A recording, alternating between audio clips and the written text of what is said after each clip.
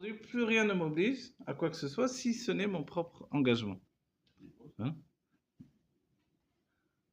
Donc, mon propre engagement, c'est sur ça que le Rabbi Rayatz, il a misé quand il est arrivé en Amérique. L'idée de dire l'Amérique n'est pas différente, c'est ça, c'est que l'engagement que j'avais quand j'avais le pistolet du KGB,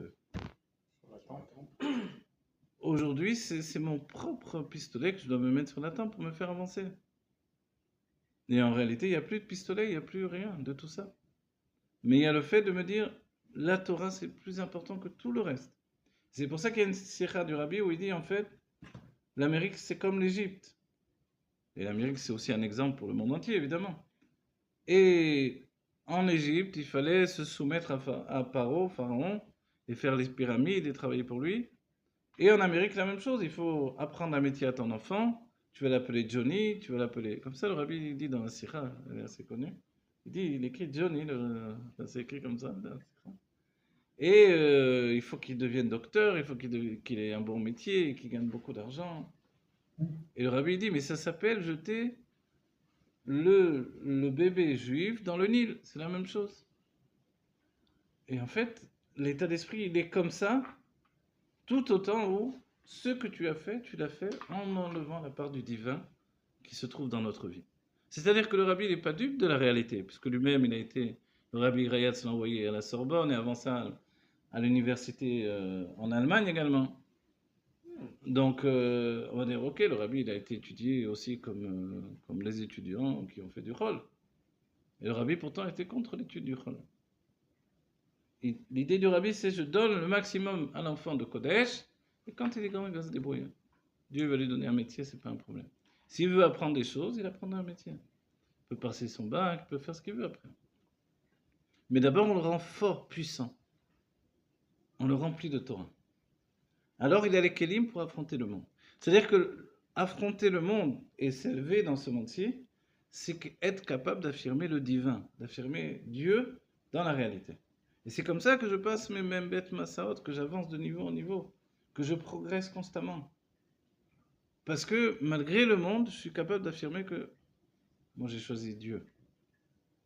Il y a un mamar comme ça. Anna Nassiv Malka. On veut donner à des ministres les récompenses d'avoir fait un grand palais pour le roi. Un, il dit, moi, d'accord, alors je veux un terrain là-bas dans tel endroit. Moi, je veux le titre de baron, l'autre, etc. Et le dernier, il dit, moi, je choisis le roi. Je veux le roi lui-même, je ne veux pas une récompense. Et le Rabbi nous explique que c'est comme ça l'engagement de la Chassidut. Kol hayotse les milchamat Bet David, vous connaissez cet enseignement-là, depuis l'époque du Rabbi Rachab, c'est-à-dire celui qui sort pour la guerre de la maison de David, c'est-à-dire pour entraîner la Géoula dans le monde, alors il donne un get kritout et ishto. Il donne le get à sa femme avant de sortir en guerre, de peur qu'il ne revienne pas. Ça veut dire quoi, Chas v'shalom? Ça veut dire que ton engagement, quand tu étudies. Comme si tu n'es pas marié, tu n'as pas d'enfant, tu n'as rien. Pas tu étudies, tu regardes tous les 5 minutes ton téléphone, etc. Je parle pas de moi parce que moi j'étudie.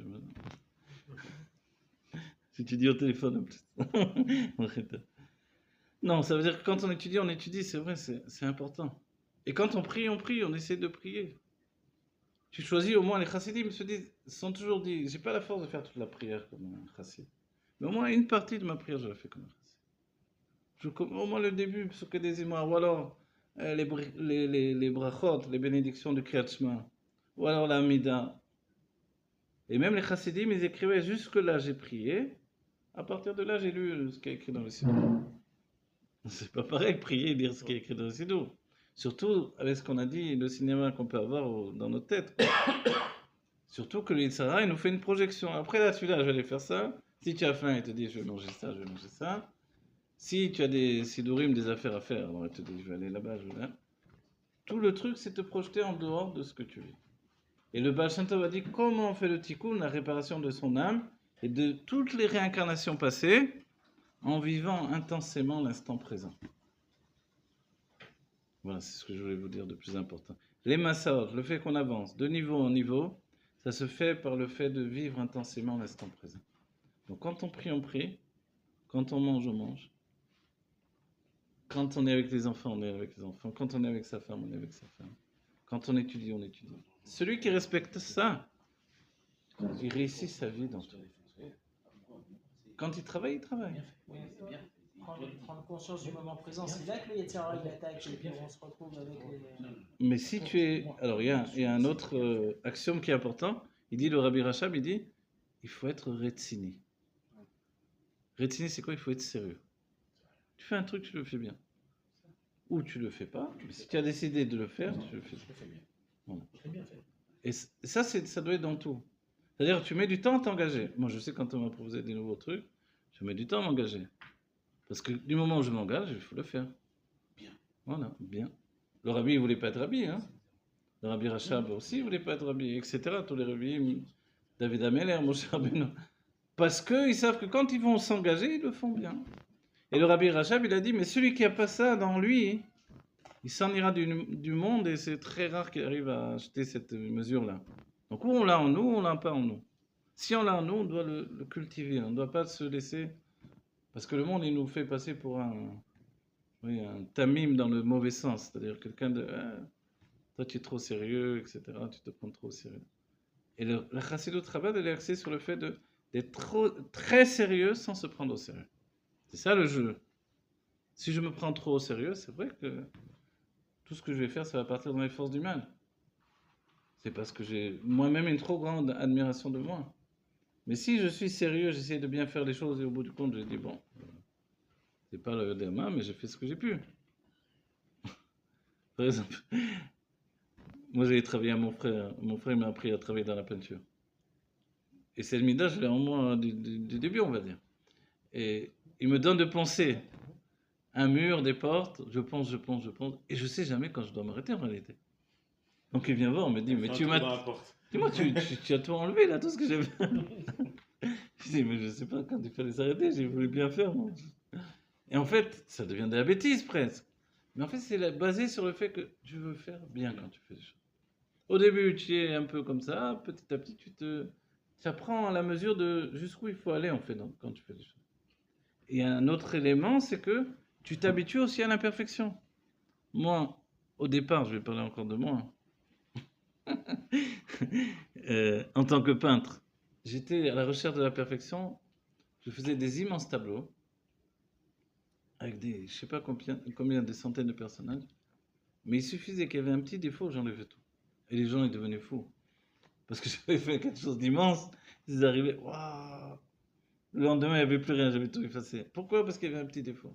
Et comme ça, des années, j'étais comme ça. Une fois, j'ai fait une sculpture, j'ai sculpté, et parce que le nez était un petit peu tordu, j'ai tout refait. C'est-à-dire la sculpture était comme ça, et après c'est rétréci comme ça, pour juste arranger le nez. Mais ça veut dire, attends, calme-toi.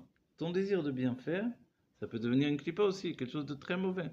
Alors il faut que tu apprennes. T'habituer à l'imperfection.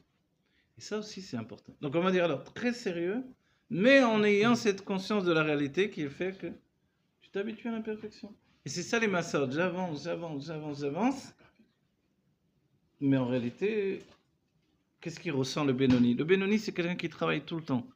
Il sert Dieu du matin au soir, mais il n'a jamais avancé, jamais devenu un tzaddik.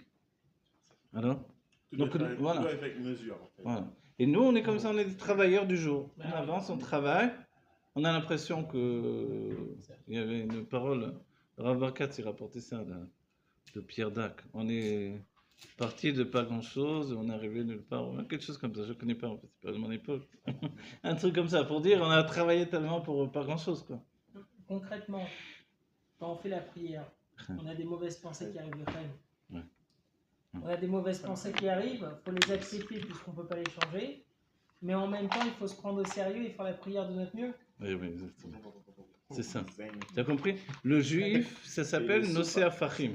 C'est-à-dire, le juif, c'est quelqu'un qui réunit des contraires constamment. C'est un paradoxe. Et si on n'est pas paradoxe, nous-mêmes, on n'est pas dans un dévoilement divin.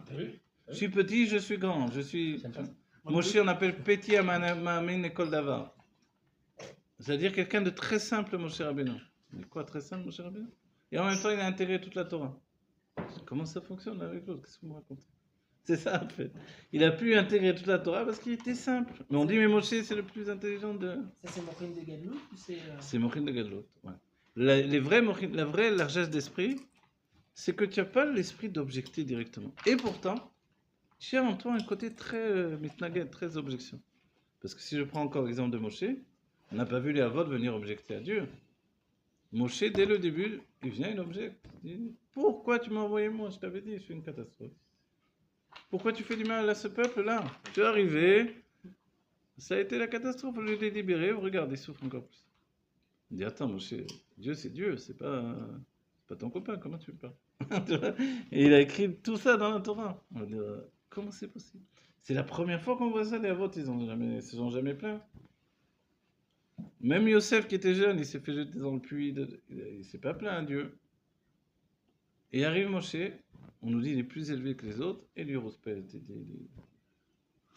Dans les lochot, il les casse. Mais tu te rends compte, tu viens de casser les tables de la loi, toute la Torah, tu viens de casser. C'est Dieu qui les a fait. Tu casses ça, comment tu peux faire? Alors on va dire, c'est quoi cette catastrophe? Voilà. Et ça, c'est Moshe Rabbeinu. Moshe, il est les Avot plus nous, réunis. Et ça, c'est merveilleux. Donc, quand nous, on a une objection par rapport à Dieu, il ne nous a pas fait comme des marionnettes, Pinocchio, je sais pas quoi. Vraiment, on a en nous une force négative et positive qui se battent.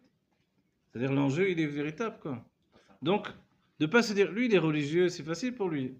Quoi, tu crois que c'est facile? Les religieux, ils ont 3 fois plus de Yitzhak que toi. Ah bon? Mais oui.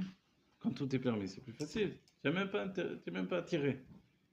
Mais lui, pour qui tout est interdit dans sa tête, il a envie de tout.